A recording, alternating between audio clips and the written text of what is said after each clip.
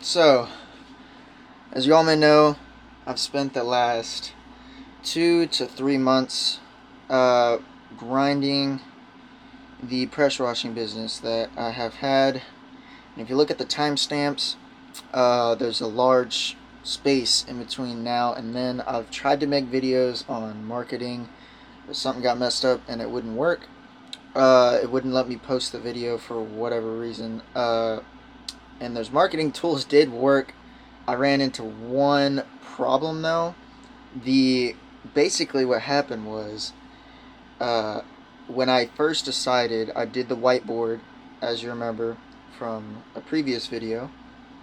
I did the whiteboard and I basically drew out a list of options where you can where I basically picked a certain niche, which I picked pressure washing out of lawn care, auto detailing, all that kind of stuff. And then I kind of went into how I was going to start it, and then I started it, and then I built the rig, and then I did everything the way that you were supposed to do it. Except in that process, from whiteboard to rig built, I did my first initial, like I said, I did my first initial research on what your competition looking like. At the time of the whiteboard video, which was, we'll go ahead and put that up on the screen, to when I actually started, go ahead and put that up on the screen. I then went from, I think it was 12 customers, 12 competition, so 12 other companies. It's not that much. In a population of Northwest Arkansas, which was 1 to 1.5 million, depending on how far your spread is and what you determine Northwest Arkansas to be. I went from 12 pressure washing companies to 158. Now, you can obviously see the problem there. So I use my marketing tools to basically get my thing on a list from number 158 to when we established the company and opened it, to I think I peaked at number 3. So the problem having here is when I did my detail company, I ran Google Ads. Well, I set it up and I would get consistent ads, but it was kind of hard to grow. That's usually how business is supposed to be. Now, here is where I learned when to call it quits, is when you have your ads posted for 2 to 3 weeks and you don't have a single click.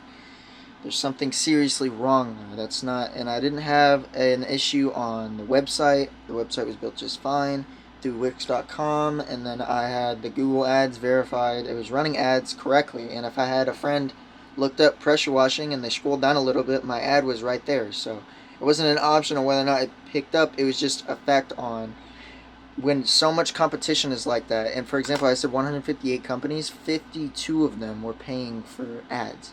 So those 52 people are competing for the top 3. So what does that do? Increases the price on basically and I'll go ahead and write a little description here to get you a visualization of what it kind of looks like. So basically what it does is, the more clients that you have,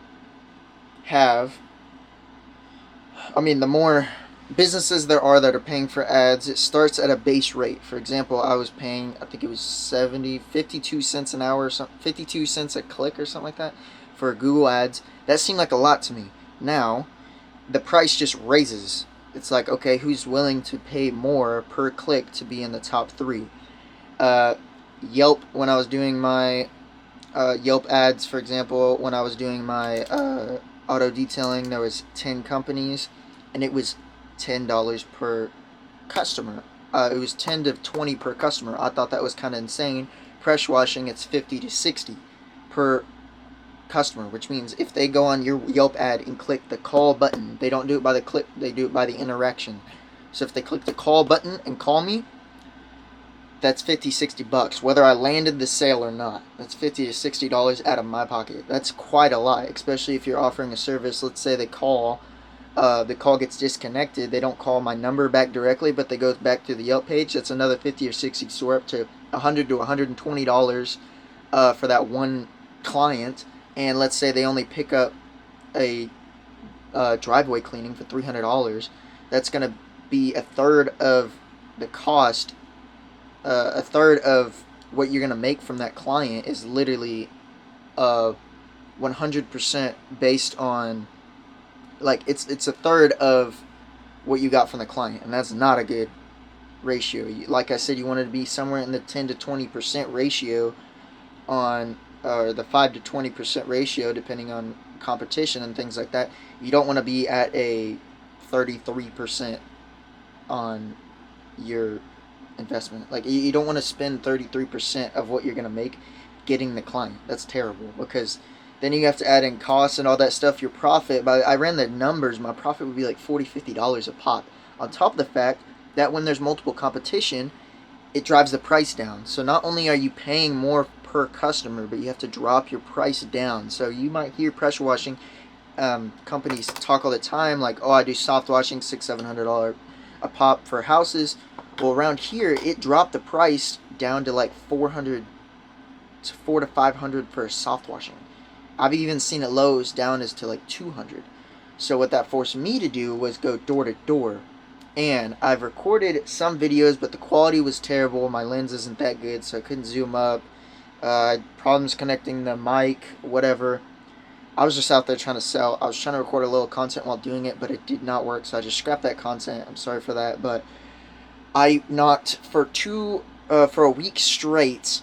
I chose multiple different. I looked up door-to-door sales guys on YouTube, and then I looked up how to sell on door-to-door. I have a little experience, but not a lot, like less than a year. So I've never had a door-to-door sales job or anything, but I know how to talk to people, so I thought I'd be pretty good at it. Well, the problem was everyone was either serviced or not interested in the area that I found that wasn't impacted that much, which is Bella Vista. So, and the reason why that was, I figured out, was because it was older couple. It was like older people, retirement area. Is a city called Bella Vista, and if you look, it's like 60 to 80% retired people. They don't care, really. Unless they're trying to sell their house, they don't care to get those services. What you're looking for is the middle income neighborhoods and subdivisions, that the high-end income neighborhoods that like their stuff clean, like their driveways or their houses or whatever. But like, I would legit see algae on a thing, put out the perfect pitch and everything, and then they would just hit me with like a not interested, da da da da da. And I'm not as pushy as some of these window cleaners that you'll see, like Oliver Lester or whatever. I'm not talking trash on him. He's actually a really good door-to-door salesman, but I'm not that pushy. That's just not my personality, so that's not really what I want to do. So I had an epiphany going back after knocking. So normally on door-to-door sales, the ratio is like you get one yes for every 100 doors you knock when you're first starting out. So that was the ratio I was going off of. Well, I had an epiphany and a breaking down moment kind of after knocking like 350 doors in one day and not getting a single yes. I got a couple quotes, but I never landed a sale. So that was just insane to me. So I finally, called it quits. And on the way driving back home, I was trying to thinking what I wanted to do, because I was like, okay. And then I got to thinking more on the fact of, even, let's say, for example, this business did turn out to generate profit. What would I do? Well, I'd run the business, I'd stack money, eventually get into real estate because I want to do that, and then other business things like clothing brand and things of that nature. And you're going to see on this channel, I'm going to kind of do multiple businesses and switch them, not necessarily switch them, but like not hyper focus on one. So what I've done before, everything has been in the blue collar or service route. Now there's a whole other side of the world that I never tapped into that I could have right after graduation. So I graduated, just a little backstory that you guys don't know, is I graduated with like a 4.2, 4.3 GPA, or actually no, it was a 4.0. I'm not even going to give myself that. It was just a 4.0 because I didn't take any weighted classes because I knew I wasn't going to college. So I turned on every weighted class and just did normal classes, 4.0 GPA. I ended up taking ASVAB, all that stuff. I can't remember my exact scores on the stuff, but it was like pretty high. Ended up taking IQ tests. I was in the higher percentile. I'm not bragging, I'm just saying this is how it was. So I was in the top 5 of my class until they started introducing weighting classes like my junior year. Everybody took weighted classes. I didn't take them, so obviously they rose up, and I just stayed at the 4.0. The top 10 were all people who took weighted college classes. I could have easily seen myself in the top 3 if I took them, but I didn't. So I ended up getting a full ride scholarship anyways. So I ended up turning it down because my mindset was I don't want to waste. It wasn't necessarily about the money because it was a full ride. It was I didn't want to waste 4 years to go get a degree for something that because I didn't want to know what I wanted to do yet. And a lot of people say they don't really understand uh, what they want to do in college until they get there, but that was not the route that I was taking. That's 4 years of my life. The way I looked at it, I graduated when I was 18 in 2022, and I wouldn't get out till 2026 at the minimum if I took a 4 year bachelor's degree. So that's kind of the way that I looked at it was I didn't want to waste 4 years. A lot of people think of the money aspect, but I had a full ride, so I actually turned the full ride down, and I never ended up taking it. So what I would have done was probably would have been things I would have had to ended up paying for anyways because full ride most of the time it's just the first 4 years. It's your bachelor's degree that's free, but everything that I wanted to do, like a lawyer or like things of that nature. I wanted to be a lawyer a lot. If I went to college, it probably the route I would have taken. That takes like 8 to 12 years, depending on how fast you get it done and what classes you take and what you specialize in and all that extra mumbo jumbo. But basically, that isn't the route that I wanted to take, so I turned it down. So I'm now sitting here thinking, okay, well, the only thing I know how to do is like construction, blue collar, whatever work, and service businesses. So I was like, okay, let me try to untap the whole other side of the world that I haven't tapped into, which is like finance or IT. So I was talking to my dad about it, and my dad was like, okay, well, IT, let's see what you could get into. And then we roll into my breakthrough onto what I'm going into now, which is I originally looked into it and I wanted to do certain things like uh, I wanted to look at. So where I started was IT. So of course I looked up IT jobs, highest paying IT jobs that you can look into. It's a self-teach yourself example. I would have gone to school if I needed to, but as I figured out, I didn't need to. So after watching countless videos and stuff on the screen, you can see I was kind of conflicted onto what I could pick because I watched videos. I couldn't really nail a specific job. I kind of wanted to learn just what it was about because, like I said, it's a whole new field to me. I never was into that. I thought about coding. I watched some videos on coding, and then and then my dad told me about this thing. It was automation and AI because I was starting to think future based. What's something that I could learn that not everybody already knows? For example, coding. Not everyone knows coding, obviously, but a lot of people do. But what is a newer type of thing in the IT space that IT or tech space that came out that not a lot of people know, and that's automation and AI. Those are pretty new things that I could learn, and then I could ride the wave with them instead of being behind the curve like coding. For example, if I'm competing with somebody that's coding, I would have to learn coding and then try to compete to be better than them at coding. Whatever niche I picked, whether that be web development, apps, etc. But even then, things like Wix.com, I built my whole website without coding a single thing because they coded tools to make it to where the everyday person can make a website and things like that. Back in the day, that didn't used to be a thing. So coding was a lot more big than it is now. Nowadays, they have tools that you can add to do things like that. So then I got into automation and AI because they're pretty new. So not everybody knows it, and as well as even the people who do know it are newer on the topic. Like it's like a year or two is when they've all came out, and it hasn't really been a big thing yet. And every video that you look up on YouTube is all low views, and even if they're high views, it's on the general term of like AI. Well, everyone's heard of AI, but not everyone knows how to use it. For example, you could go to ChatGPT and type in like questions, like kind of like Google, and it'll answer you, blah blah blah. But then I figured out you could use automation tools like Zapier, and then I started to dive into that, and I was like, wow, this is a whole space that I've never really understood before. So when I was kind of looking into it like that, I was like, okay, so where can I pivot to? Then I started looking into things like Zapier and GDP, where you can train your own chatbot to trade stocks for you. People have been doing that for a year or two, so I was like, okay. And then the rabbit hole gets even deeper now, to where you can do cold calling for businesses.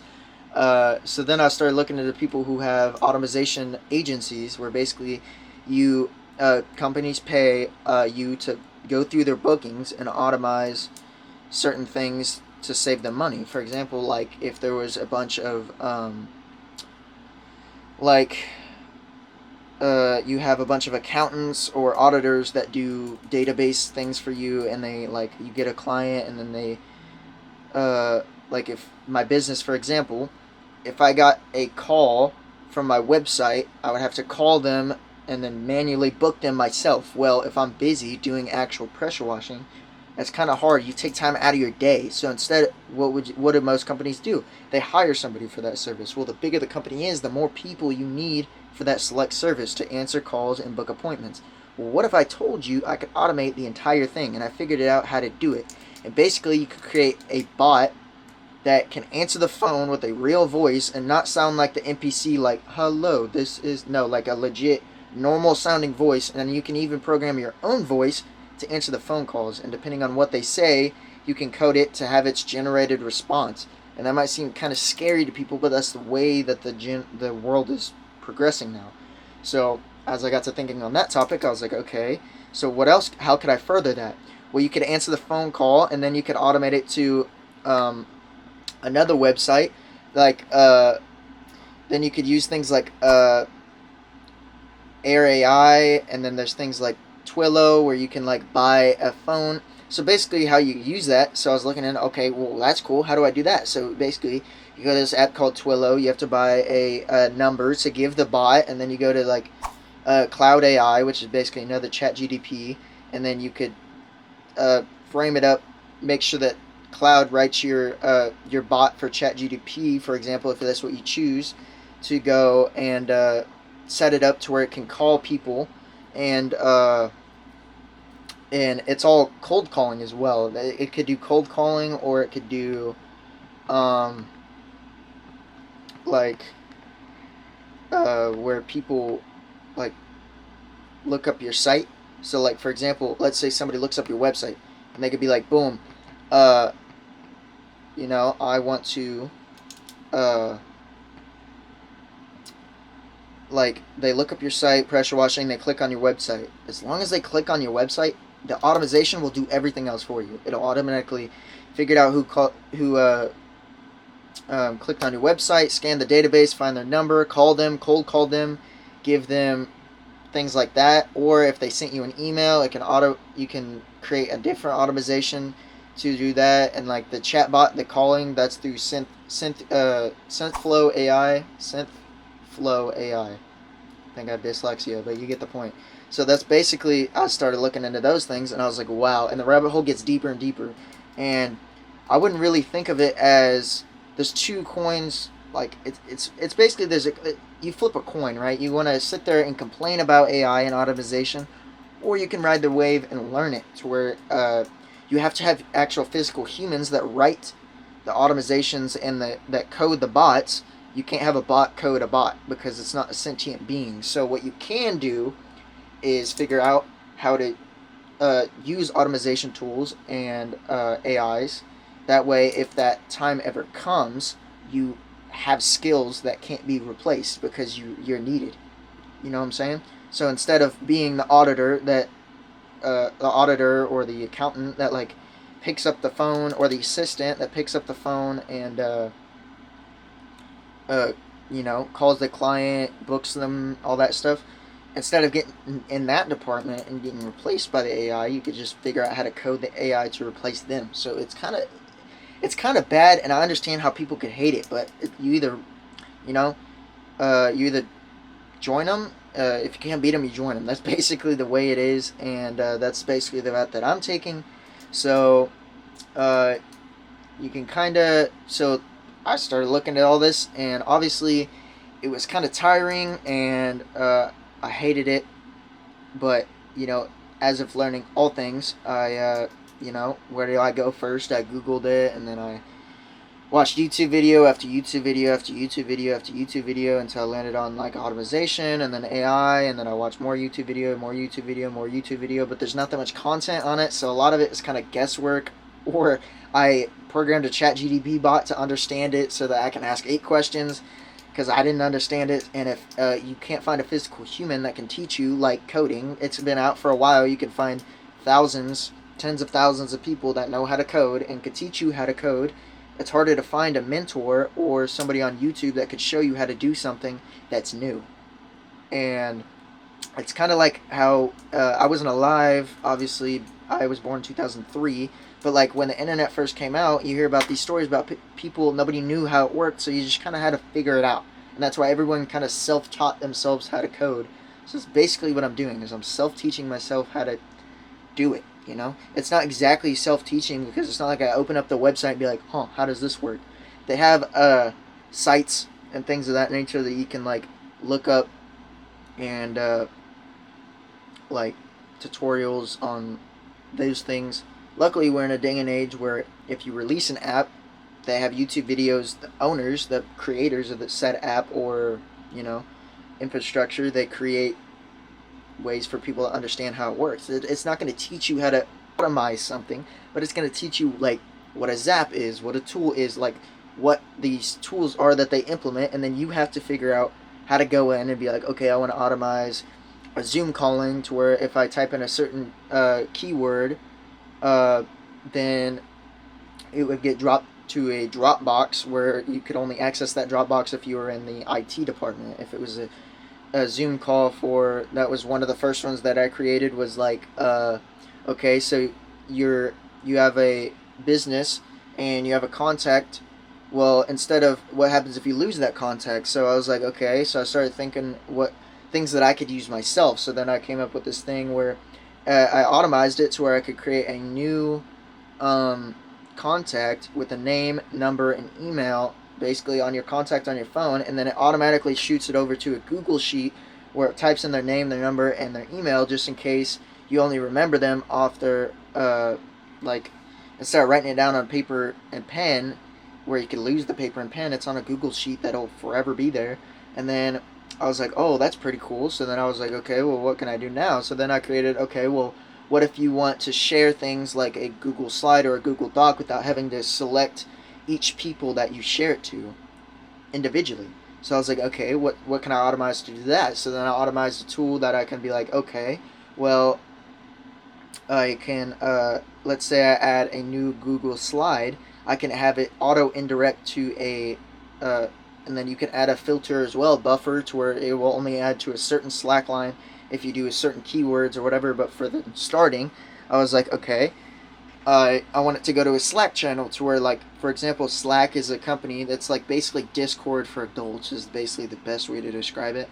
And it's what a lot of businesses use to like have chat, like your whole inbox. So like if you they would have like a channel of their company. So if it was my maintenance company or pressure washing company, would be Advanced Maintenance Plus, and then the pressure washing and the handyman would be in 2 separate channels.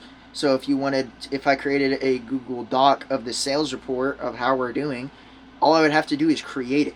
I wouldn't have to share it with anybody, and then from there it would send it directly to through keywords. It would go through a filter and be like, okay, so the title says pressure washing, so let's send it to the pressure washing channel.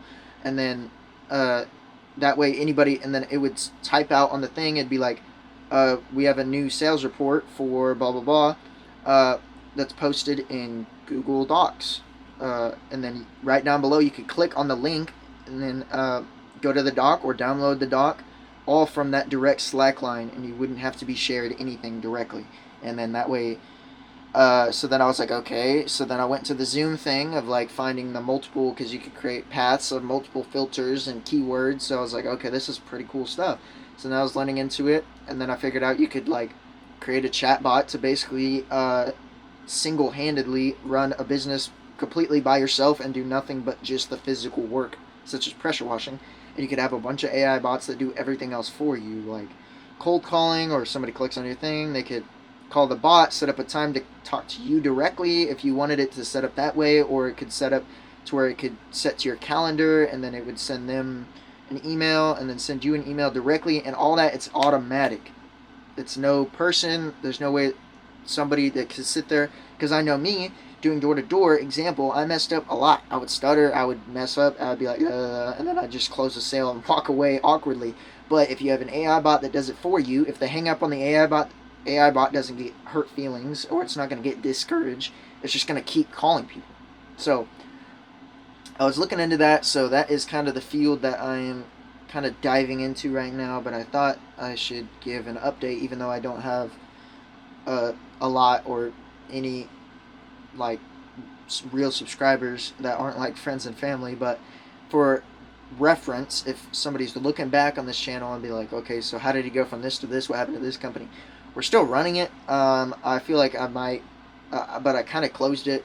The pressure washing handyman company, I kind of closed it for now. We'll see next summer if the competition dies down and it's maybe more accessible. But pressure washing did kind of blow up right around the time I chose it, and that's the exact same thing. I just get unlucky with these certain things, like auto detailing. I looked into it. It wasn't a big thing until I did it, and then it's a big thing. I'm not saying I made it a big thing by any means, because I didn't. But it just so happens that it blew up on social media, so then now everyone wants to be an auto detailer. So then that's kind of when I backed out of that, and then I was like, okay, so I did pressure washing, and then before I could even start, it blew up, and I was like, dear God. So it's kind of hard to find a business in the service industry that doesn't blow up or hasn't already blown up. Like lawn care there'll always be a lot of lawn cares companies, but it's easier to get clients but harder to do the work. It's more expensive to get into. Pressure washing, it's harder to get the clients than it is to do the actual work. Like it's a massive headache. So that's why I kind of was like, okay, how can I tip the scale and learn something that is fresh and newer, that not a lot of people know, that isn't flooded the market yet. And for example, like I just did this video. If 1 million people see this video, how many people are going to actually go out and learn automation through the video? Not that many. It's harder to learn something like that, a whole new topic, than it is to learn pressure washing.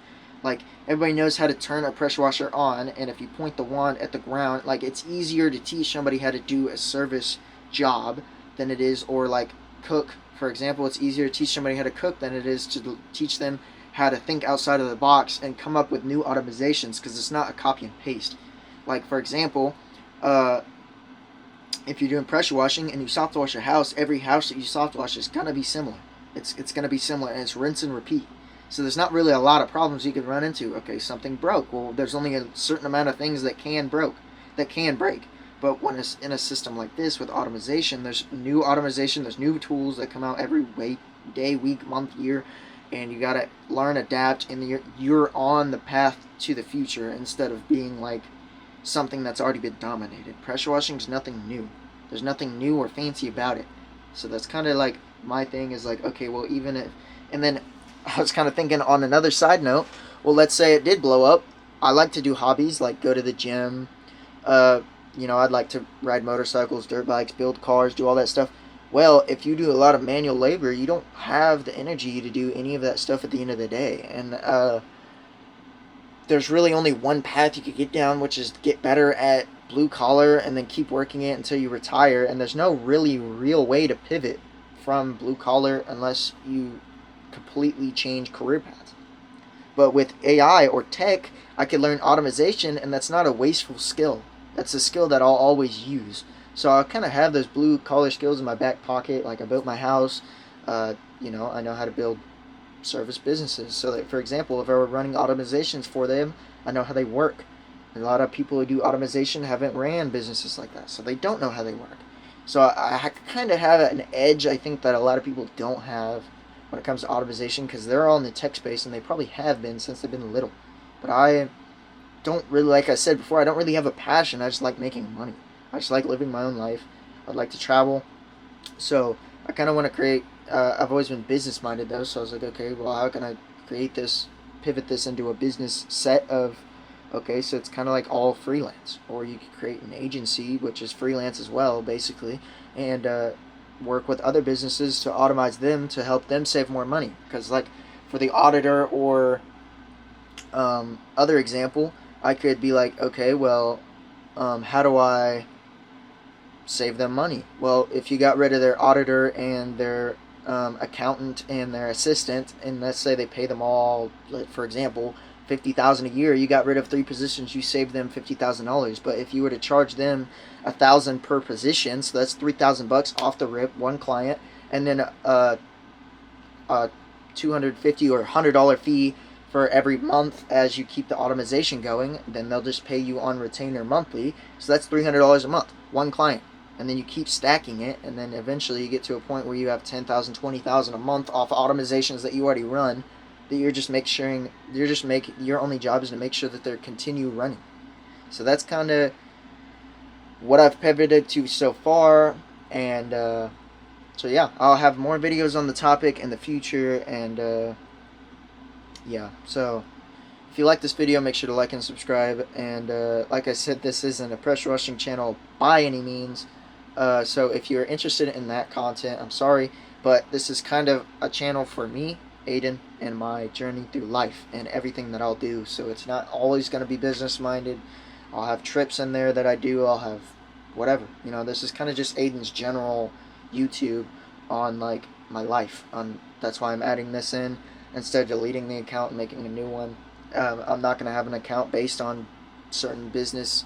Now, if I do make an agency and it blows up a little bit, then I'll probably create a YouTube based on strictly agencies. But for now, this is Aiden's life and Aiden's journey through life. So that's kind of like what this is about. So if you want to see what I do in the future, etc., make sure to like and subscribe. And yeah, I don't know if I'll do weekly or monthly uploads because this is all new. I'm learning everything, and I'll try to create videos on it and teach you guys a little bit. But I'll catch y'all in the next one.